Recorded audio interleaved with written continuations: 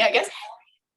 It's important to speak as loudly as we can. So thank you so much, everyone, for coming today. I'm so excited to be co-hosting this event with the Welcome Center. I know we have a whole lot to talk about, so I'm not going to speak too much, but basically the structure of the session will be Robin, then Will, then Michael, then Megan. Is that all right with everyone as far as an order goes? And so I think we'll just take all the talks back to back, and then we'll turn it over to questions from the attendees. Thank you so much, Robin. Thank you, Sarah. Thanks to everyone for coming. It's lovely to see so many faces from so many parts of my life going so far back into my history. This Lancet Commission is an extraordinary thing that Katrina and I had the privilege to become involved in. Essentially, initially we were make-weights because this started with a GW4 collaboration that was headed up by Jane Blaseby at Bristol. She's a consultant oncologist there. And if you don't know, GW4 is a funding mechanism in the southwest of England, and it needs collaborations between 4 universities: Bath, Bristol, Exeter, and Cardiff. And they had 3. They had a lovely man called Malcolm Johnson from Bath and Jenny Kitzinger from Cardiff, but they needed somebody from Exeter to make up and get the money. So Katrina and I got kind of fingered to do it by one of our colleagues, David Pension. And it turned out just to be the most extraordinary and the most wonderful experience to be part of this Lancet Commission, which was chaired by Richard Smith, who used to be the editor of the BMJ, and more famously is the brother of Arthur Smith, stand-up comic, and Richard has desires to be mistaken for Arthur, I suspect. These Lancet Commissions are really extraordinary things. They're usually collections of anywhere between 30 and 40 academics, practitioners, professionals, clinicians, and Lancet writes about them. They say that it's a program where they work with academic partners to identify the most pressing issues in science, in medicine, and global health, with the aim of providing recommendations that can change health policy or improve practice. The first one was in 2000, and it's a hugely influential piece of work on climate change, the impact of climate change on health. So it was a really extraordinary opportunity for us to work on this commission. But even more remarkably, I think, is that it gave me an opportunity to write about philosophy in the context, as Will has pointed out, of a really, really glossy publication. I mean, Lancet is high gloss. The idea that, I mean, to the best of my knowledge, and certainly this is what our editors at Lancet have told us, is that there's been no commission which has really had a kind of anything like a philosophy component to it in the past. And I have to really say a huge thank you to Richard and also to Libby Salno, the co-chair, who pushed for this philosophy to be a major part of it, and in particular also pushed for the systems, the death systems idea to be a major part of it. And these are, so I obviously most of the philosophy work was mine, but the death systems material is work that Katrina and I have been doing for some years now as part of our Connecting Communities work.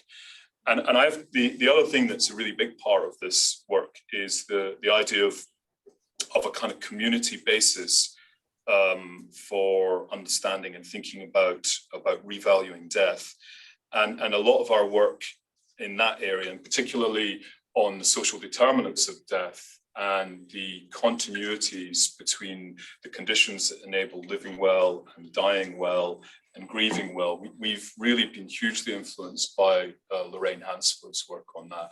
And it's really with Lorraine's work that allowed us to kind of make the transition from thinking about our Connecting Communities work to thinking about how that might make sense in the context of the Commission. And I'm hoping that Michael may talk a little bit about some of these ideas in terms of engagement later on.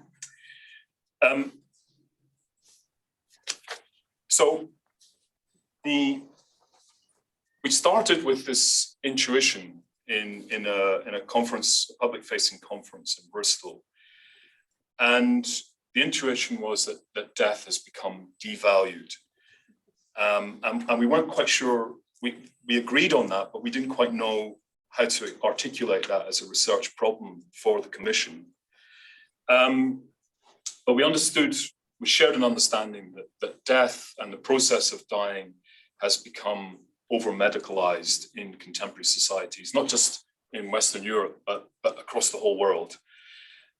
And in fact, a year into our work, or a year and a half into our work, obviously the COVID pandemic hit, and we had to stop and say, is it even worth our while carrying on with this commission in the context of the suffering and the extraordinary, just the awful deaths that were being suffered across the globe. And at the end of it, actually, we began to think that our work was more important, more valuable than ever, because our concept of over-medicalization actually fitted with what the kind of reality for many of the people who suffered loss and death during the COVID pandemic. And I'll say a little bit about that in a moment. But part of our insight is that, and you know, I could do a thing here where everyone could put their hands up or not, but just two generations ago, it would be the norm that more or less everybody in the room today would have seen a dying person or have seen a dead person, would have been present with a dead person or have witnessed their death. And now we just don't. The majority of us in this room will not have seen a dead person, will not have lived with somebody who is dying and witnessed their death. That's because death happens predominantly now in hospitals. And we have this kind of whole discourse surrounding this idea of a good death, and there's a kind of idea that somehow that the good death is a death where one dies at home, painlessly, surrounded by one's loved ones and one's family. And we didn't really want to talk about this idea of a good death because it's kind of overdetermined in lots of ways, but we did want to acknowledge that this is not an experience that virtually any of us have anymore. That death happens predominantly in hospitals, but not just that it happens in hospitals, but the actual process of dying is itself hospitalized or over-medicalized. And so we worked to frame this as Richard says in our introduction, as a paradox, that we have witnessed a paradox about death. And that is that, first and foremost, people in hospitals, people who are dying in hospitals tend to be over-treated. And this is part of a kind of a context where every death in the hospital is seen as a failure, because the whole point of hospital care is to cure. And death, it's impossible to cure death in some sense. Well, I'll come back to that in a moment. But the whole context of dying in hospitals is a kind of insult to the kind of way that hospitals are set up to provide care. And so we see this phenomenon of overtreatment. So people's lives are extended at the end of life.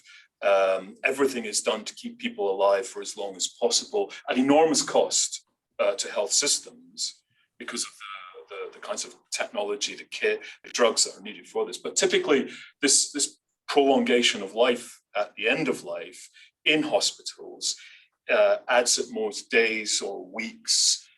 But more than that, the over-treatment that's involved typically leads to deaths with low dignity, with great suffering, and real distress to the dying person and also to their families and loved ones and carers. So it feels as if somehow we wanted to say the value of dying because of this medicalization has become skewed, and we've lost something intrinsic about what was involved in dying in communities and dying in families.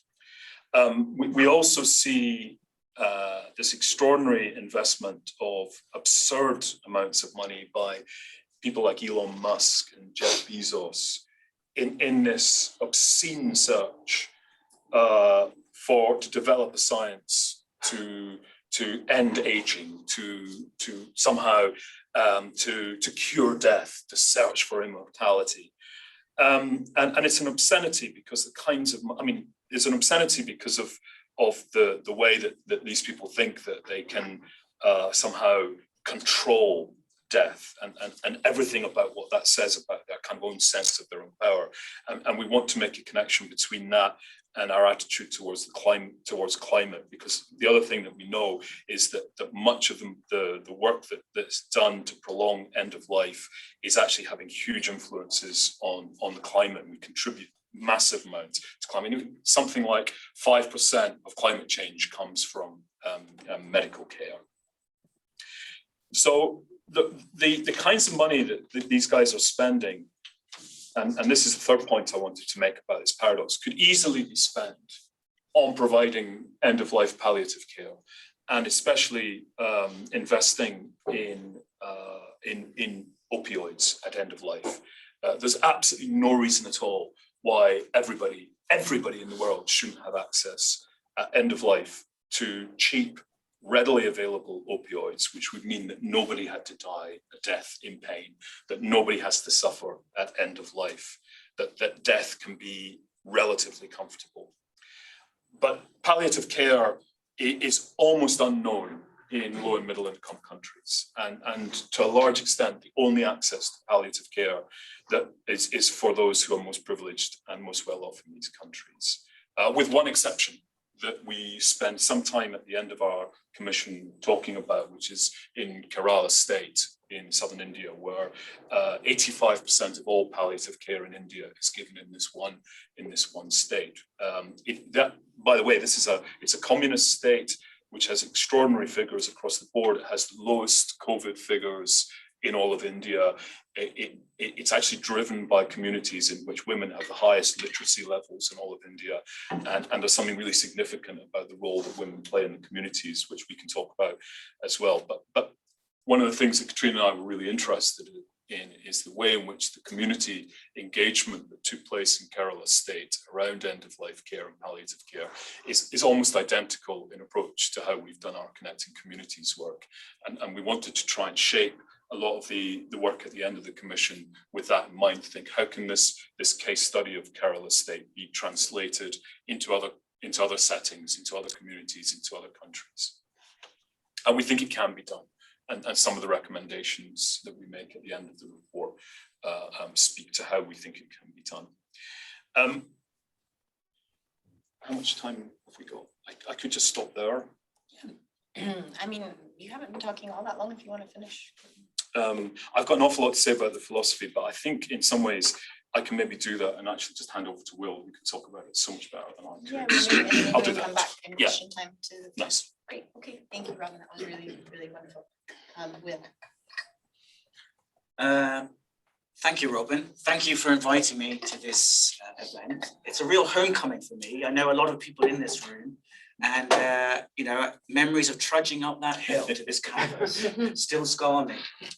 So that's wonderful. I have many friends in this room as well, and some friends who are on the virtual world that we've all got used to during COVID. I'm going to be talking about 3 deaths. So there were not just one death in this report, 3. I'm not going to say, it's a commentary on the report. I'm not going to say anything new. The report is an exceptional thing. If you haven't read it yet, I would really convince you to read it. And as Robin says, I was rather amazed by the amount of philosophy that Robin managed to sneak into this report. So there are 3 deaths I'm going to talk about are medicalized death, what the report calls, I suppose I would call it relational death. And then the third one, it is kind of alluded in the report, but I think is really important as well, social death. Mm. Now, I've gone old school, so I've written something to be spoken, but also I've done so many kind of edits, stupidly, that I'll probably get confused halfway through. I've timed it. It actually takes, say, 7 minutes, but I have this real tendency, as I am doing now, to improvise. So I'm hoping to hit this 10 minutes. So let me begin. We can distinguish between death and dying. The first is an end, and the second is a process. We can think about this end either subjectively or objectively, or, which is the same, from a first person or a third person perspective. From a third person perspective, death is an object of knowledge, whether biological, psychological, or sociological, or so on. And there are elements within the report that contains all these forms of objective knowledge of death, which I'm not suggesting aren't important, of course they are. From a first person perspective, death has a completely different meaning and value. Science treats objects only in the sense that they are measurable and quantifiable, and thereby suitable to a causal explanation. But the meaning of a human life is not quantifiable. Medicine sits between these two perspectives because it is both an art and a science.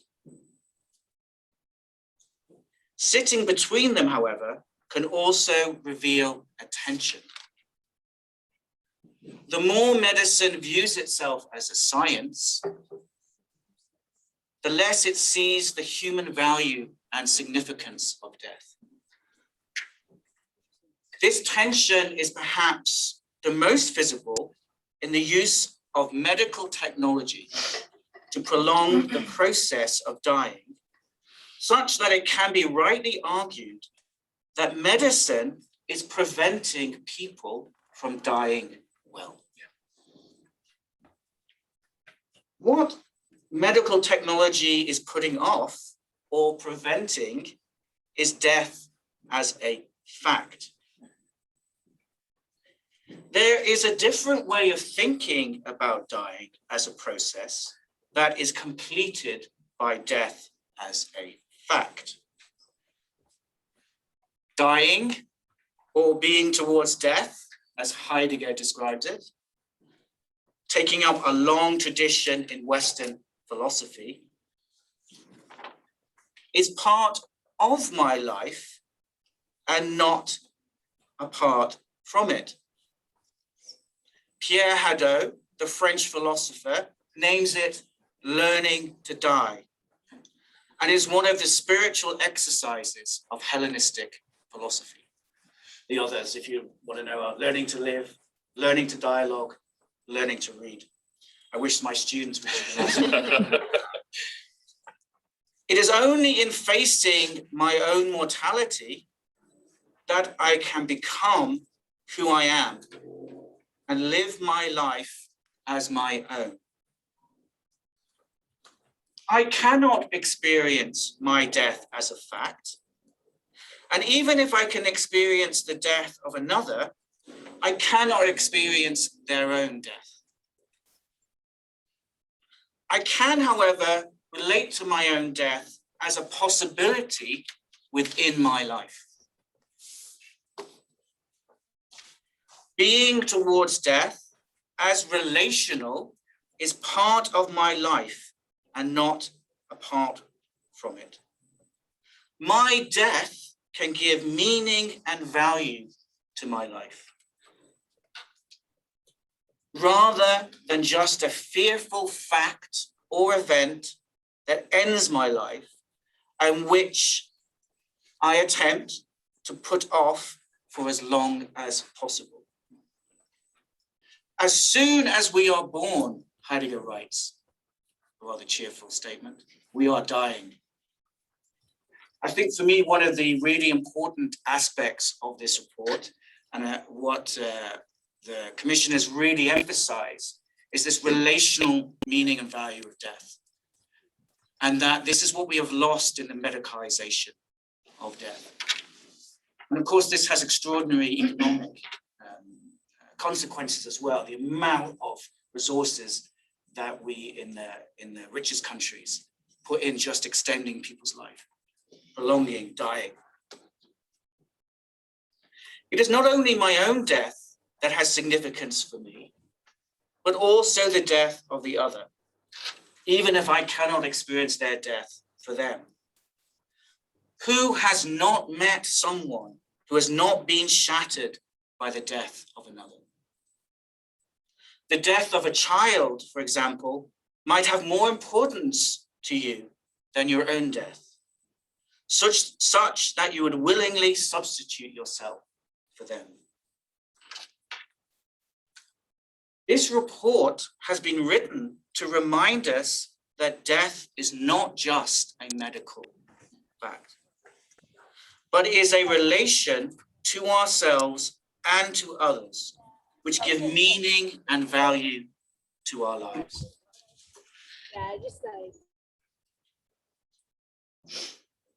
I'm doing well. I haven't improvised. I've got like 3 minutes, but now I'm talking about how much time I've got left, wasting this precious time. Yet, it also alludes to, perhaps in a less direct way, to a different tension, which can compare to the first one I described. If my death and the death of intimate others concern me, then this should not be the cause of us forgetting the senseless death of those exposed to social violence, which already deprives them of a meaningful life.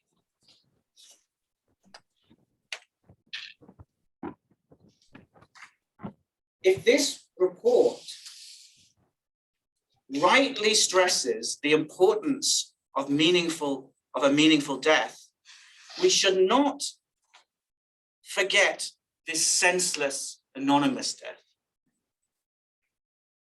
If the first death requires a relational commitment beyond the medicalization of death, then the response to this other death is an ethical demand for justice, for those who have been stripped of their humanity, such that dying their own death is no longer a possibility. This social violence is present in the report in its recognition of the climate crisis and global and social economic injustice.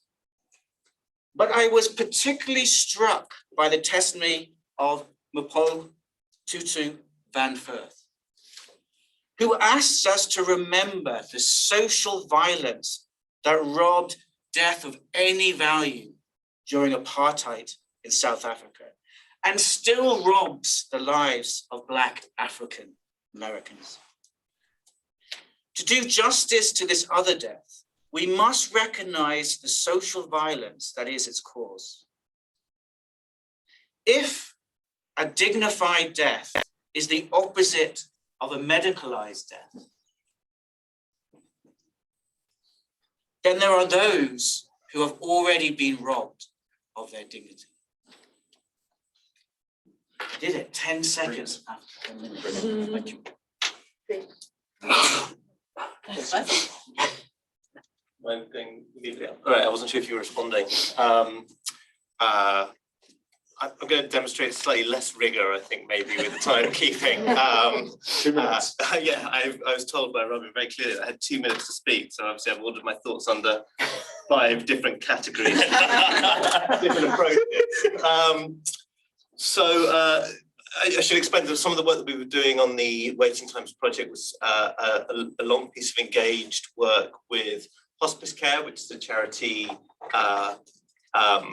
operating in Devon, and we're working out of the working in partnership with the Honiton Day Hospice, doing a series of storytelling, story sharing sessions with everyone who was, and this is quite important, with everyone who was there, if that makes sense. So it wasn't that we were just working with service users. We had these storytelling groups that became a kind of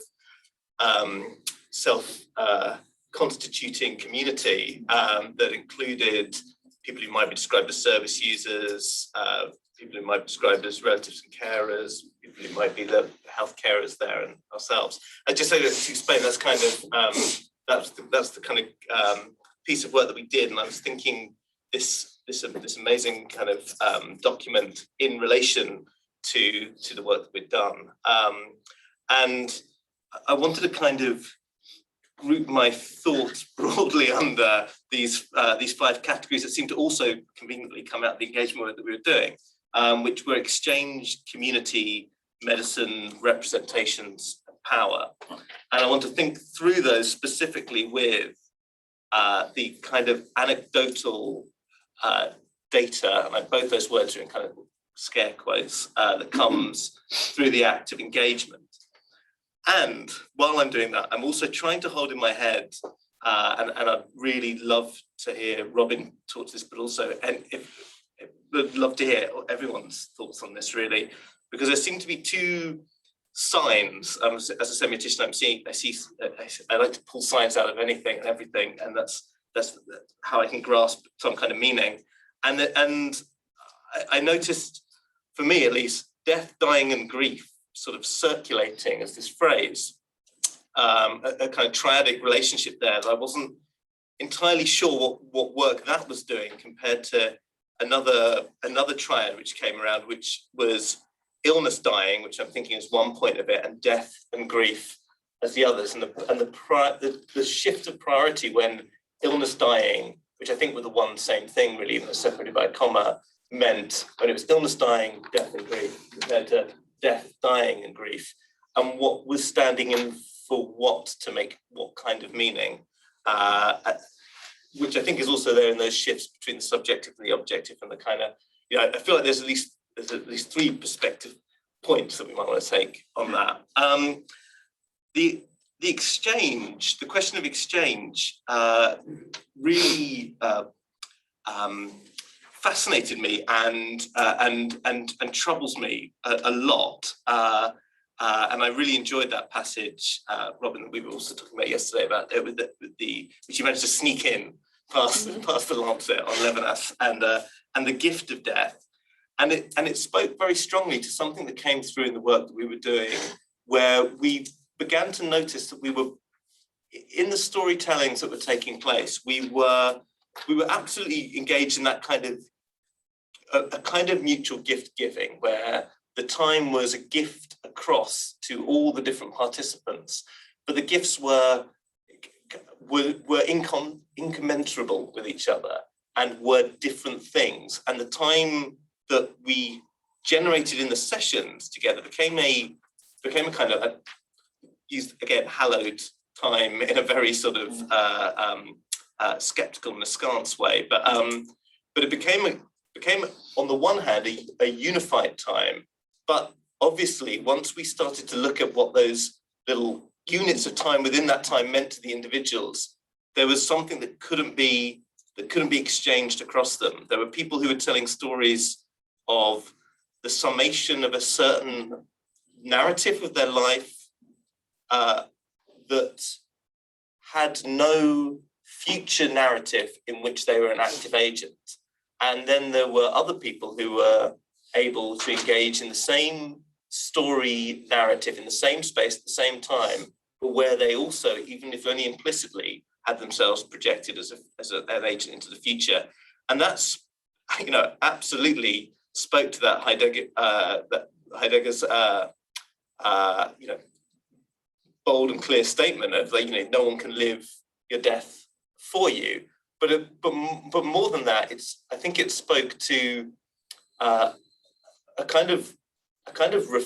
refute and challenge to ideas of exchange. It felt like there was something here about what really time was and the preciousness of time that couldn't have kind of come out in a kind of clearer relief, and except in these moments of incommensurable time between those maybe dying and those future dead versus those who because they weren't caught in a narrative of dying, were able to ignore the fact that they too are also future dead. I mean, we're all arguably moving towards or in other words, I mean, not me, I should say. I'm on Elon's list. I'm right at the top of the Methuselah program.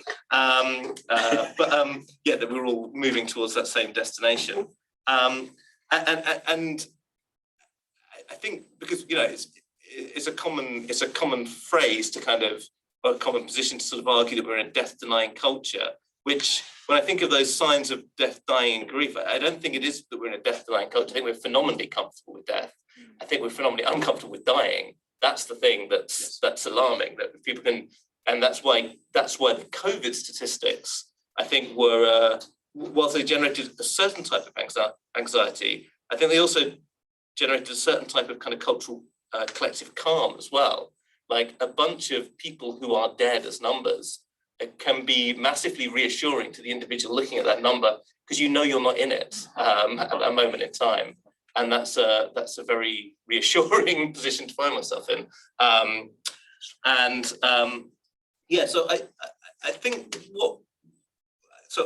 with that question of exchange, I want to kind of move from that into this thing about community, because I'm really, the engaged work really made us anxious about this, because we did create a community through this work, a type of community, and the community there was definitely, and we understood it's temporary in at least two different ways. Temporary because of the impending mortality of some of the people involved in it, but also in a more banal way because of the impending end date of our work. What we didn't realise was that COVID was going to cut through that entirely and totally destroy the community by bringing a more abrupt end to the work that we were doing. We were planning a whole series of kind of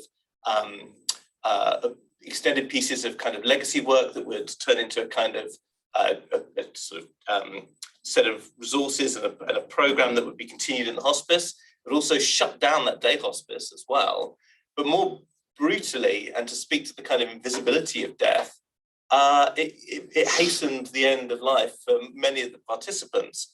And our experience, the researchers from the waiting times, our experience of how those deaths took place compared to the dying that we had been witness to and kind of collaborators in, was utterly brutal. I don't say that to kind of get sympathy or anything, but it was utterly brutal, because what we had was we could only, because of certain data protection laws, as understood by the hospice, which I don't think was actually correct, we could only get this spreadsheet through regularly of who we could write to engage in an online workshop. And as we went along, and there was a lag in it, every time there were more of the people who had like a cross or shaded in a particular colour on this spreadsheet.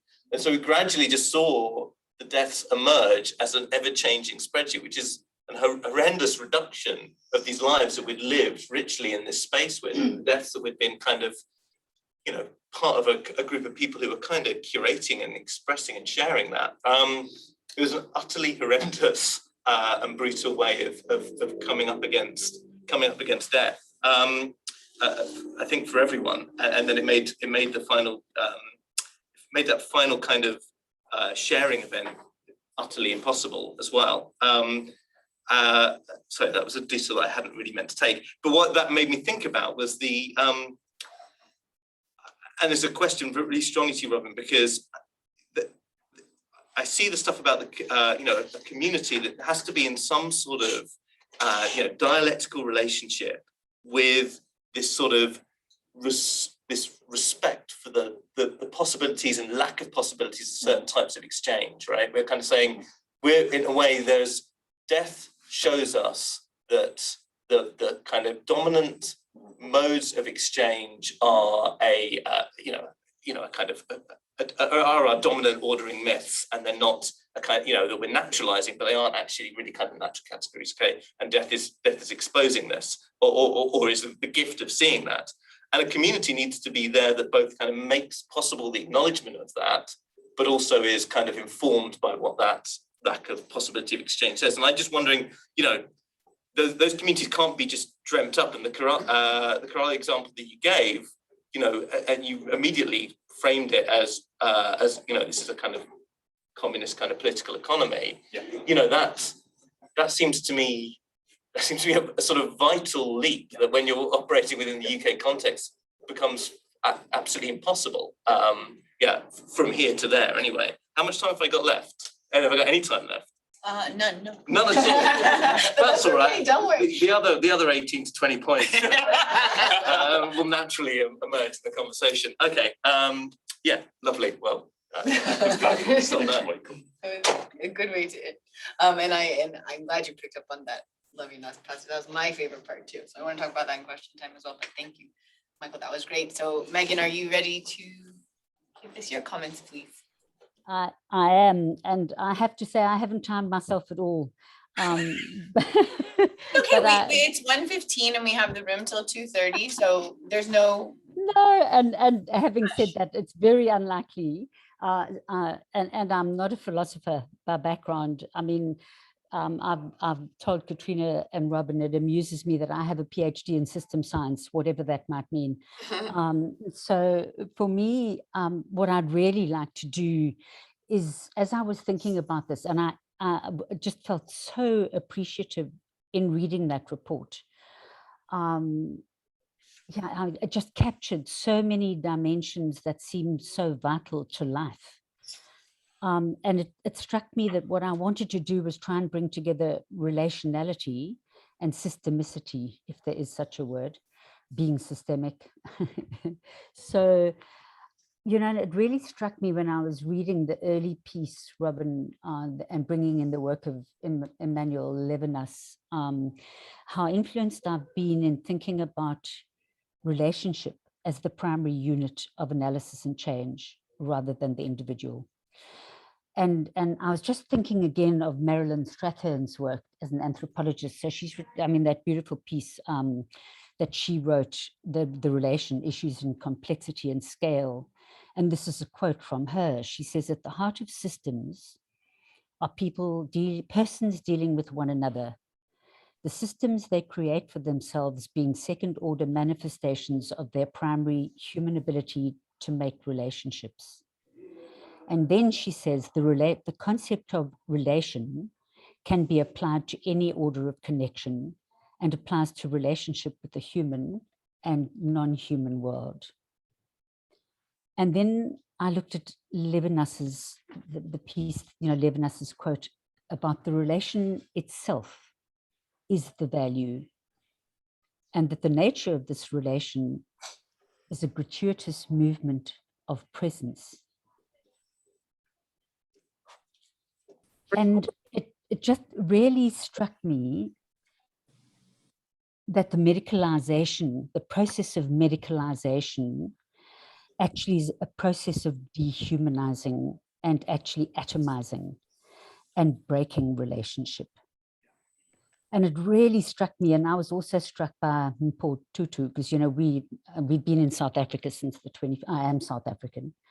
And the whole concept of Ubuntu, and being here at the time of Desmond Tutu's death, and how that was celebrated. So standing outside St. George's Cathedral in Cape Town and watching people coming in singing a cappella tributes to Desmond Tutu and Mpho Tutu's speech, and the sort of the self-deprecating humor that went with that, and the contextualizing of death in the context of the complex life that constitutes South Africa and has always constituted South Africa. And then the whole notion of Ubuntu that Desmond Tutu so often cited, you know, that notion of I am because we are, we have no existence outside of an interdependent relationship. And then, you know, just looking at the report, it so struck me. So if we're talking about systems change and changing death systems, it's the issue of certainty and control, and that the challenge that the report mentions to reductionist and linear approaches, that when we're trying to rebalance death systems, that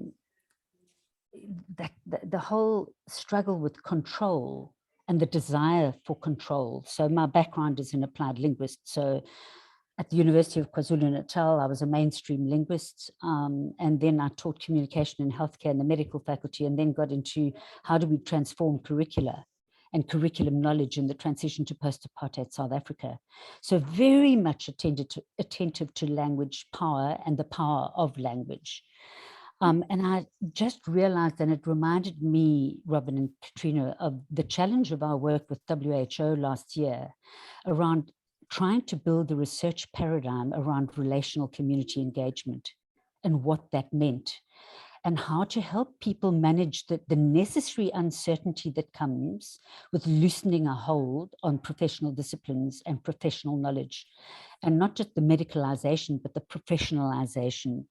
And so that struggle with not knowing and somehow the need to sort of, what did the language of the report, to attach medically manageable and quantifiable measures to what is an entirely subjective human experience, and the immediate reduction of that experience and the meaning of that experience. And it just really got me into, for me, all of my work is, how do we work with this thing about not knowing?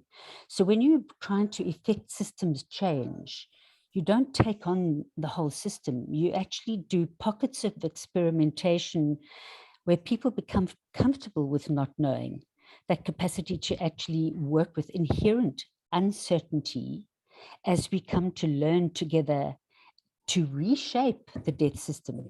That's going to be critical. And of course, the vehicles for that are exactly what we've been talking about: storytelling, story sharing, narrative, dialogue, generative conversation, all of the things that the medical profession often balks at and finds most difficult, because it actually foregrounds first-person experience and it validates that as legitimate evidence and data in the process of trying to bring about systemic change. And it is that, for me, I think it's all these bridging practices of conversation, storytelling and listening. All of these are the vehicles, I think, for accepting our radical relational interconnectedness, both with one another and with the natural world.